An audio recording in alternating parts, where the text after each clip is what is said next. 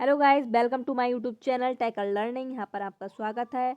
Brunner theory of cognitive development MCQ for TET exam 2022। यदि आप REET, MP TET या किसी भी शैक्षिक पात्रता परीक्षा की तैयारी कर रहे हैं तो ब्रूनर थ्योरी को ऑफ कॉग्निटिव डेवलपमेंट, ब्रूनर की संज्ञानात्मक सिद्धांत टॉपिक को आपको अच्छे से पढ़ लेना चाहिए। इस टॉपिक को परीक्षा में हमेशा प्रश्न पूछे जाते हैं। ओके, तो इसीलिए आपके और इससे थ्योरी पढ़ाने के बाद इससे जो परीक्षा में पूछे जाने वाले महत्वपूर्ण क्वेश्चन है वो भी हम यहाँ पर करवाएंगे। उससे पहले आपको इस वीडियो को लाइक, कमेंट और शेयर ज़रूर करना है। चैनल को सब्सक्राइब करना ना भूलें और बेल आइकन दबाएं जिससे आपको अपकमिंग नोटिफिकेशन है जो वो बराबर मिलती रहे। तो देखिए, यहाँ पर स्टार्ट करते हैं। जोरम ब्रूनर का परिचय। इनका जो जन्म है वो कब हुआ? ब्रूनर को 1915 से 2016 तक ये हैं और ये कहाँ के हैं? अमेरिका के मनोवैज्ञानिक ये हैं। तो ये आपको याद रखना है। ये भी क्वेश्चन आ जाता है कि जोरम ब्रूनर कहाँ के हैं, तो आपको बताना है अमेरिका के। संज्ञानात्मक क्षेत्र में इन्होंने स्मृति, स्मरण, चिंतन और तर्क, मानसिक प्रक्रिया, ये सब इन्होंने बताया है। पुस्तक का नाम जो है वो है शिक्षा की प्रक्रिया। सर्वाधिक महत्व इन्होंने दिया है वो है शिक्षा को। जेरोम ब्रूनर अमेरिका के प्रसिद्ध मनोवैज्ञानिक थे जिन्होंने संज्ञानात्मक विकास का नया सिद्धांत दिया था जो जीन पियाजे के संज्ञानात्मक विकास के सिद्धांत के विकल्प के रूप में पाया जाता है। जेरोम ब्रूनर संज्ञानात्मक विकास का मॉडल 1956 में इन्होंने दिया था। 1960 ईस्वी में शिक्षा की प्रक्रिया नामक इन्होंने एक पुस्तक लिखी। इन्होंने गणित पढ़ाने संबंधी प्रयोगों को निर्माण कर शिक्षक सिद्धांतों को विकसित किया था।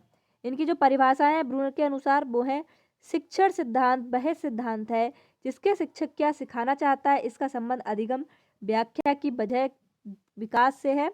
और सेकंड उनकी परिभाषा है वो है, ब्रूनर ने अपना संज्ञान संबंधी प्रयोग सर्वप्रथम पौड़ों पर किया।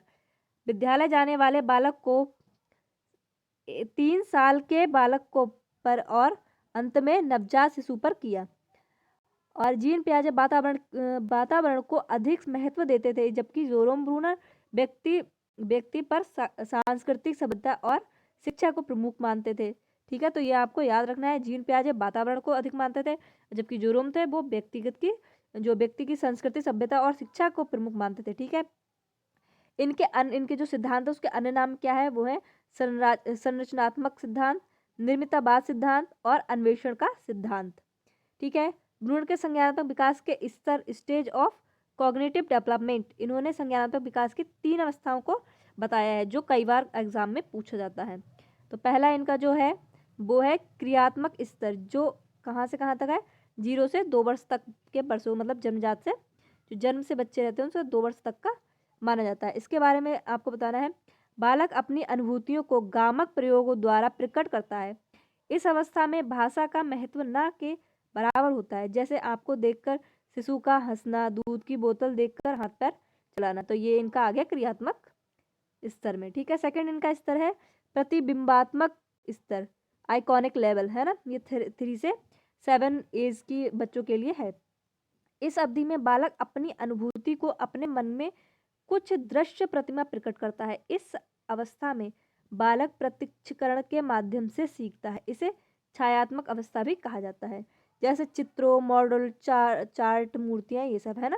क्योंकि इतने छोटे बच्चे तो उन्हें अगर हम पढ़ाते हैं तो उन्हें हम चार्ट के पढ़ाते हैं या फिर चित्र दिखा के, तो वो बहुत जल्दी सीख जाते हैं। और थर्ड जो आपका है संकेतात्मक स्तर, सिंबॉलिक लेवल, वो क्या तक होता है? 7 से 15 ईयर्स। ठीक है, इस अवधि में बालक अपनी अनुभूतियों को ध्यानात्मक संकेतों, भाषा के माध्यम से व्यक्त करता है। इस अवस्था में बालक गणित, भाषा तथा तर्क करना सीख जाता है, जैसे संकेतों से समझना तथा कार्य करना। ब्रूनर के सिद्धांतों की विशेषता क्या है वो आपको जरूर पता होनी चाहिए।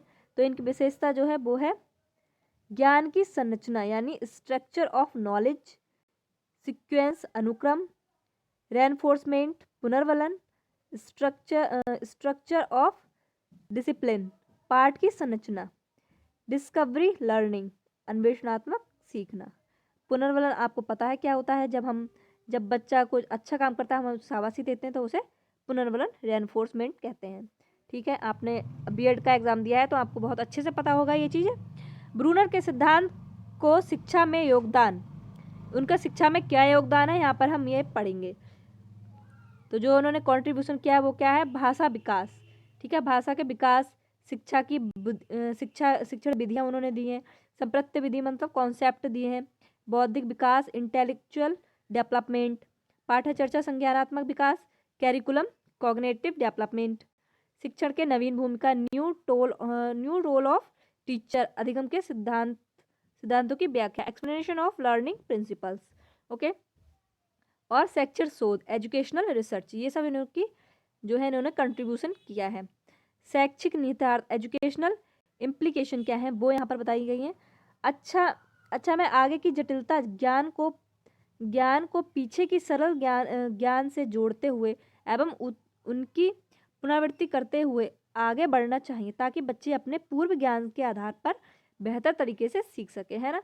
तो अगर आप पूर्व ज्ञान से पहले क्वेश्चन उनके पूछेंगे तभी वो आगे के ज्ञान को उसमें से जोड़ पाएंगे, तो इस तरह से ही उनसे पूछना चाहिए। अन्वेषण आत्मा तक अधिगम को बढ़ावा देने के उद्देश्य से बच्चों में पर्यावरण में अंतःक्रिया को बढ़ावा देना चाहिए, ठीक है।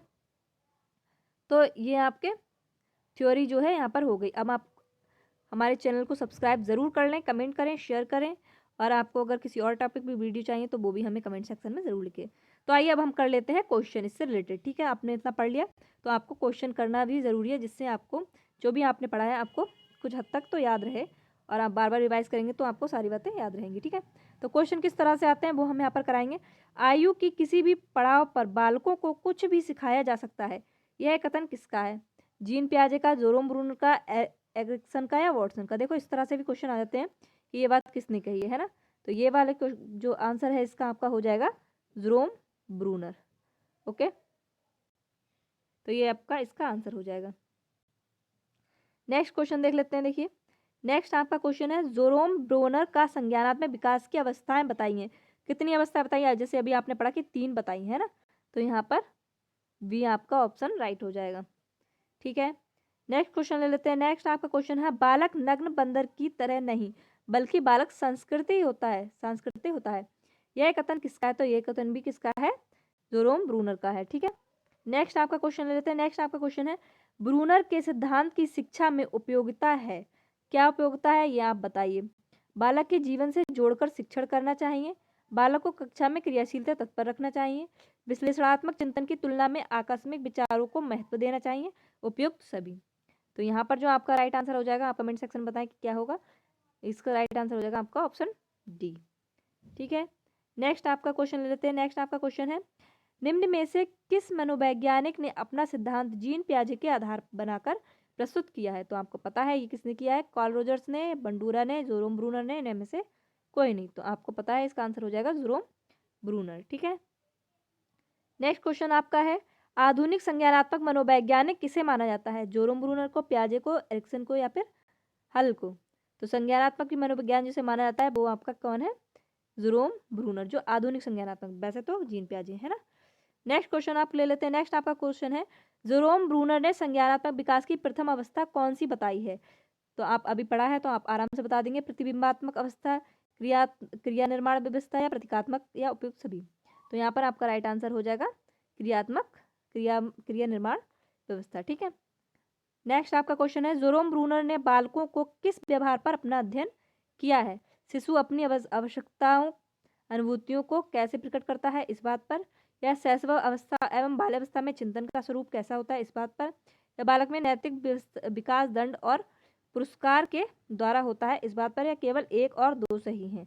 तो यहाँ पर आपका आंसर हो जाएगा ऑप्शन डी, ठीक है।